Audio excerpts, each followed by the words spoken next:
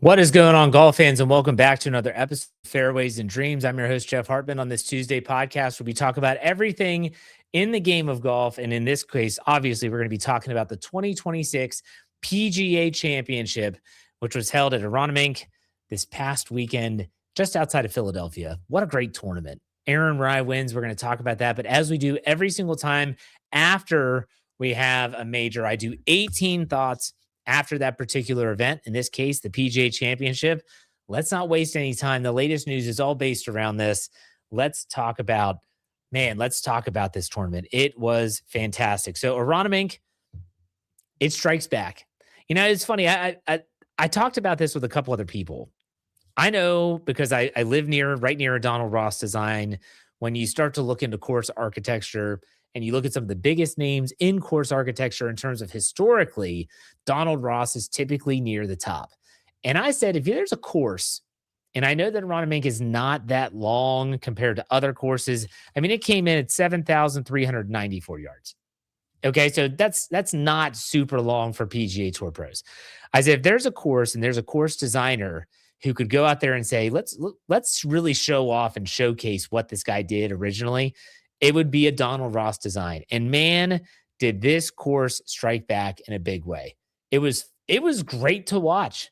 We're going to talk about the PGA Championship as kind of an entity and how it works for everyone involved, and how I felt that it really was awesome to see this particular course coming in and just, I don't know, it just came in a way that no one expected as it pertains to how it was playing.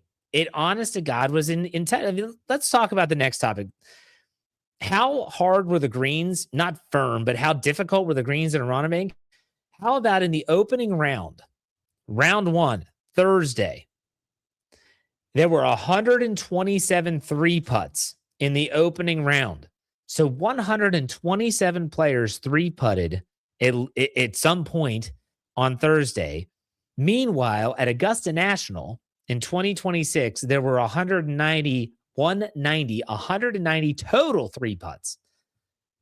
I want to say those numbers again. 127 three putts just on Thursday, 190 over 4 days at Augusta National. And Augusta National is supposedly known for the difficulty of the course and the difficulty of the greens. This course and this championship, this PGA Championship, they had almost like a vendetta out there. And we're going to get into that in a little bit. I will say that the pin placements, the setup, the Saturday pin placements especially, drew some serious ire from the players, no more than Rory McIlroy, who said it was kind of a joke. The packed leaderboard shows poor course setup.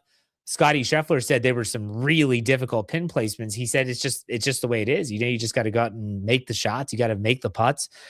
But those Saturday pin placements were followed up by a Sunday pin placements that were just absolutely diabolical. I was here for all of it. I'm here for all of it, because the next talking point is that the PGA Championship, and it felt like the PGA of America said, you know what?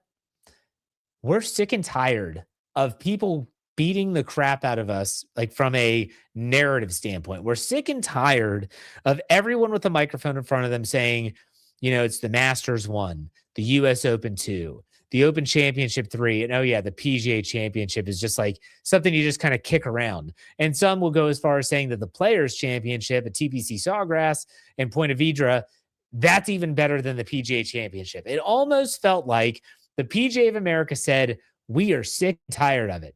We are going to set a standard for our major that's going to be talked about very similarly to the US Open. Well, what do people talk about the US Open?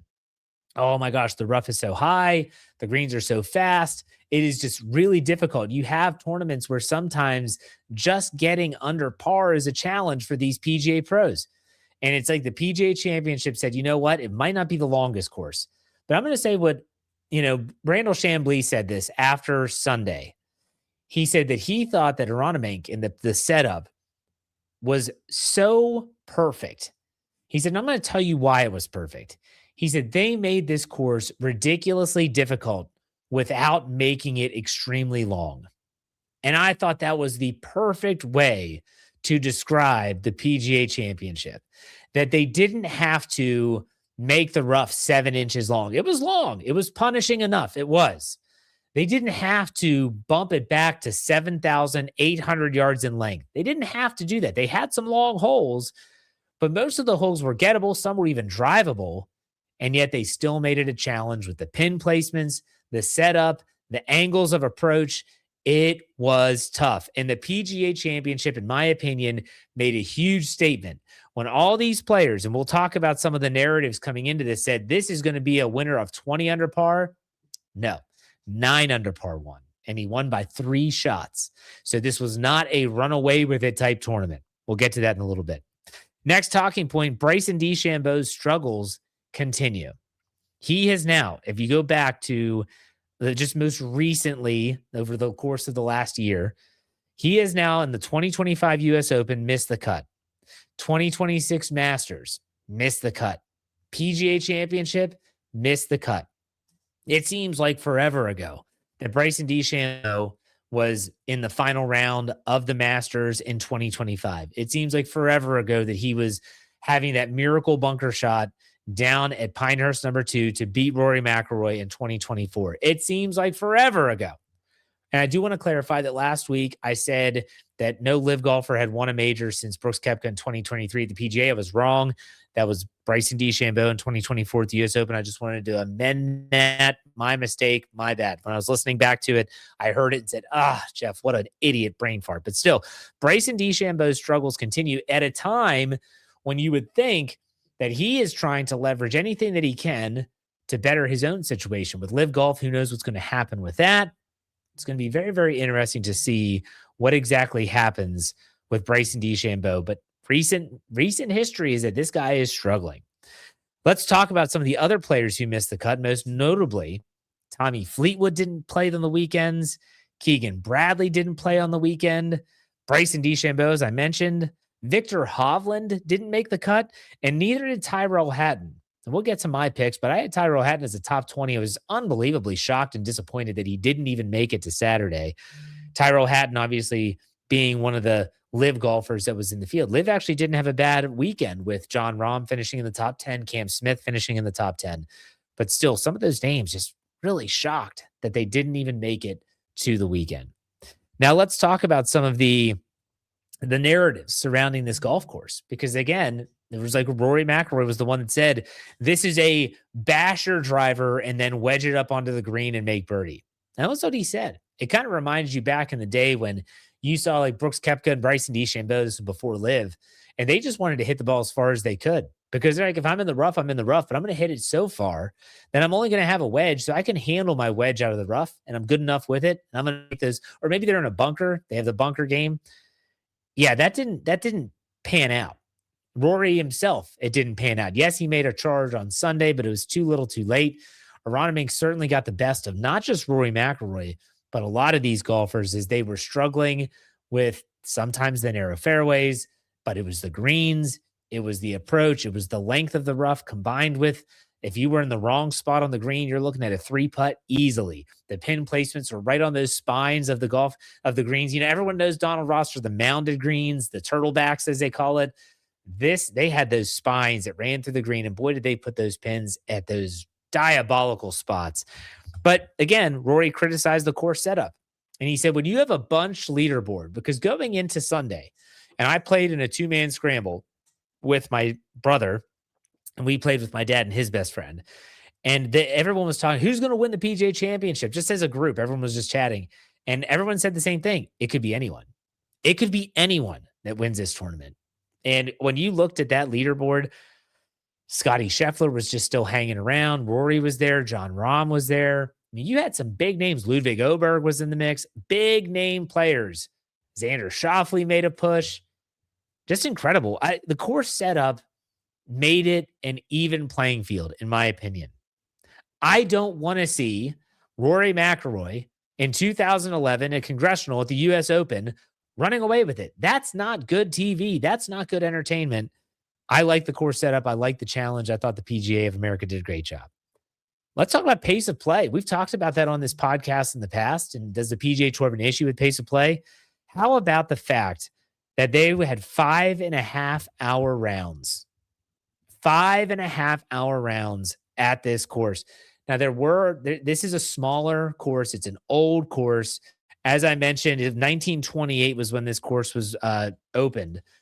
The way that the course flows, there are some times where players have to wait. There's drivable par fours, so they have to wait. Although they were letting players kind of hit in, or they're waving them on. That helps speed things up. When players are coming off the course, like it was 5.5-hour rounds. You saw players sitting down on tee boxes waiting. That's not good, though. And I think Justin Thomas, his group got put on the clock. He was not happy about it, but still, you got to keep up, got to keep the pace of play going. Also, I thought it was interesting too. Garrick Higo.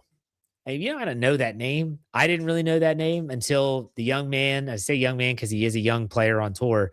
He was given he was assessed a 2-shot penalty for being late to his round 1 tee time. I know that from people that have been there, that Aronomink is the putting green that the players use is right next to the first tee box. And so he was on the putting green. It's not like the guy had to go to the bathroom and he was on the can, and next thing you know, he's running out to get to his tee time. And they called his name and he wasn't there. And so he walks over and he's like, "Yeah, I'm here. I'm sorry, sir, you were late." And so because he was late, he was assessed a 2-shot penalty. Now, after the round, he was asked about it and he goes, "I was there. Maybe I was 30 seconds late, but I was there." PGA of America says you weren't there. 30 seconds late is late. 1 second late is late. Be there, be ready. Let's get this going. It was, in my opinion, when I heard his comments, and I did hear them, I didn't just read them. When I read about when I saw Higo's comments, I was like, you know what? This guy doesn't have a lot of remorse. He feels like he was maybe wronged. The guy misses the cut by how many shots? 1 shot. 1 shot. Two-stroke penalty was assessed, and he misses the cut by 1 shot. If the guy was just there on time, he's probably playing on Saturday and Sunday.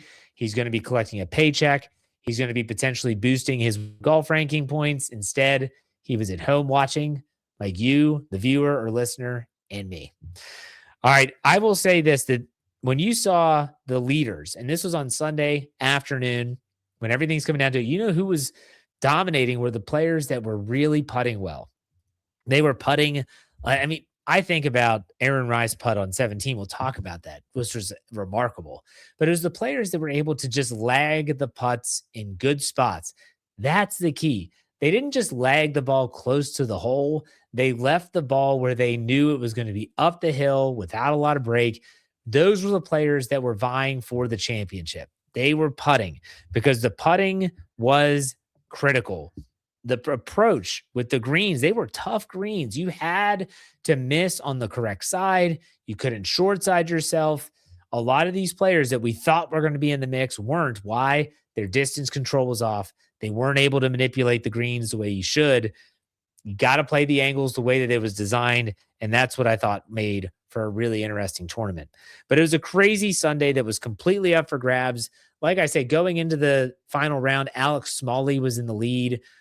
You had a bunch of other golfers that were all in the mix. Some people don't like that. Some people would rather have 1 or 2 players that are just kind of off and they're just battling back and forth. Whether they're in the same pairing doesn't matter. I was on board with let's see how much crazy chaos we can see. And it wasn't that much. When Aaron Rai jumped out to the lead, he never relinquished it. Unbelievably solid play on his part. We're going to talk about that. But what a crazy Sunday at the PGA Championship. Now, Scotty Scheffler is someone that I thought was going to finish in the top 5. I didn't pick him to win. That was Cameron Young. But I thought that if Scotty wasn't going to win, he was at least going to finish well. He had every opportunity to go out there and win a back-to-back PGA Championship, another major on his book. But you know what? He just could not putt. I was watching on Saturday, and like I said, it was back in my hometown of Wheeling, West Virginia. Watching, my dad's there, and we're watching him play number 1. It's a beautiful drive, unbelievable approach shot to about 4 feet. It's got a little bit of break to it. My dad said what I was thinking. If he makes this putt, he's going to be fine. If he misses it, it's going to be another grind of a weekend where he's not putting well. And he missed it. He missed it on the low side. And when he missed that putt, you just felt like all of Scotty Scheffler, any momentum that he had built up until that point just was gone. Like the wind was just completely sucked out of the sails. And so Scotty Scheffler, what he looked like to me He looked like the pre-2023 Scotty Scheffler, where everyone said the same thing. This guy could win every major if he could putt. And he couldn't. He couldn't make putts. He struggled on the greens. Then it was in 2023 when Rory McIlroy says, why don't you try a mallet putter? And then he goes on his tear in 2024 and 2025, all the way up to this year, and he still won this year. Scotty's just got to fix his putting. If he can fix his putting, his driver, he had a couple hiccups on the weekend, but still his driving has been much better. I think Scotty's going to be fine, but he has to figure out how to manipulate some of these greens because that's been the issue. I will say that it was really entertaining to see these late charges by what we'll call the big guns. When I talk about Xander Schauffele making a charge, Justin Thomas being the clubhouse leader having a tremendous Sunday, Rory McIlroy coming storming up the leaderboard to fall short. Jon Rahm was there. Cam Smith was there. I mean, Ludwig Oberg was there. These are big guns, people. These are big name players in the game. And Aaron Rai held them all off. Yeah, you had some other players that were bouncing around. I mentioned Alex Smalley as the leader heading into the fourth round, and he struggled. But still, that late charge by the big guns was some really great drama. And it was Aaron Rai who put it all to bed. He put it all to bed, and everyone was kind of, Philadelphia, where this tournament was held roughly, and they're passionate fans, we'll put it that way. They're very vocal fans too, similar to New York fans. They won't say that. They hate to admit it, but they're similar.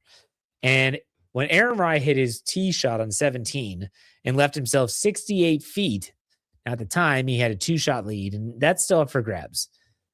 And what does he do? Well, before I even talk about what he did, the fans were kind of cheering that they thought it was a bad shot. They did not want Aaron Rai to win. Aaron Rai's not a name. They want a name. And Aaron Rai drains the 68-foot putt for birdie. And that silenced everyone. And even the most staunch supporter of someone like Rory McIlroy, a Ludwig Oberg, even a Jon Rahm, could not do anything but cheer for that moment. Aaron Rai's birdie on the par 3 17th was absolute cinema. It was amazing. And I want to talk about Aaron Rai for a little bit. We only have a couple bullet points left. I think Aaron Rai proves that different can win. So if I'm being completely honest and completely transparent, I look at Aaron Rai, and I've never, obviously he has Indian heritage. He's from England, though. For those that don't know, he's an Englishman. But Aaron Rai does things different. His setup is a little different. The way he carries himself is a little different. The advertisements and the people that sponsor him are a little different on his hat and his shirt. He wears 2 golf gloves. The dude has iron covers. I'm sorry, anyone that golfs is going to say, if you wear you what? You wear 2 gloves? You use iron covers? What are we talking about?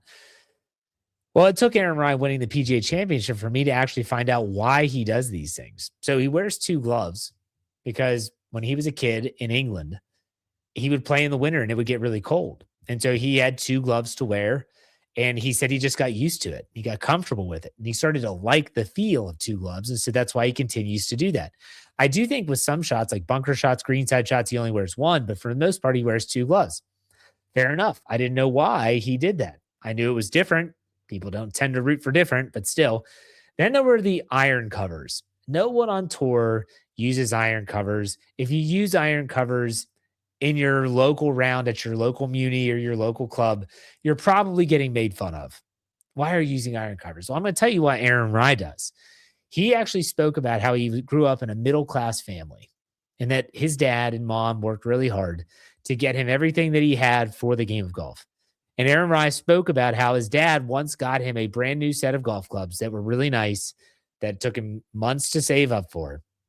And he actually got out and he was, man, I want to take care of these.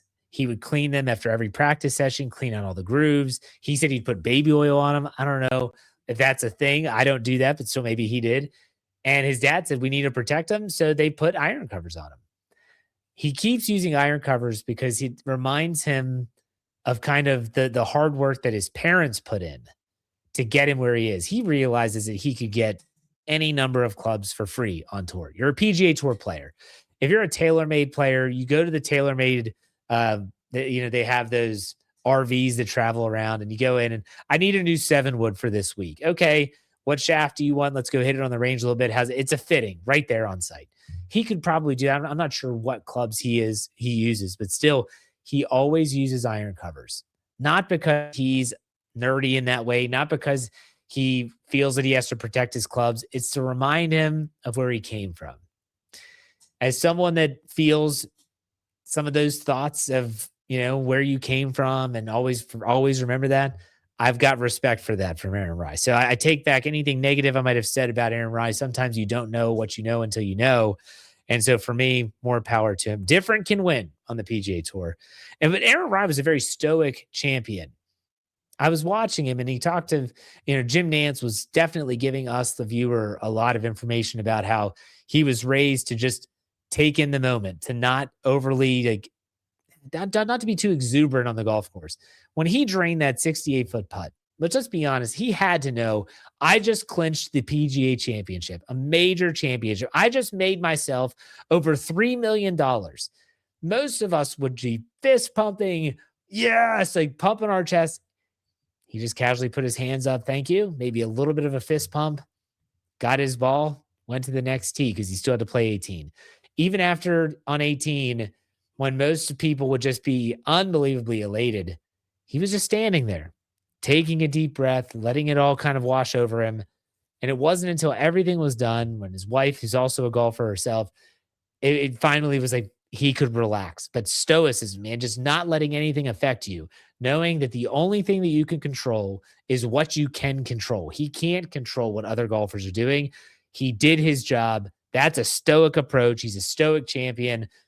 If you haven't figured it out yet, I've become a little bit of an Aaron Rai fan over the weekend. I'm sure a lot of us did. So as we always finish up these 18 Thoughts podcasts after a major is, well, what's next in terms of majors? It is the U.S. Open at Shinnecock, June 18th to the 21st. That is the next major event. Now, coming up this week is the CJ Cup, the Byron Nelson in Texas. Last year's winner was none other than Scottie Scheffler, who will be back in the field. We're going to preview that on the press podcast tomorrow. We'll talk about our picks from the PGA Championship. It was not a good week for us, but we did have a winner. We kept our streak alive. Make sure you check that out tomorrow. But in the meantime, we finished up. Be safe, be kind, and God bless. Have a great rest of your week. We'll see you tomorrow on the press. Take it easy.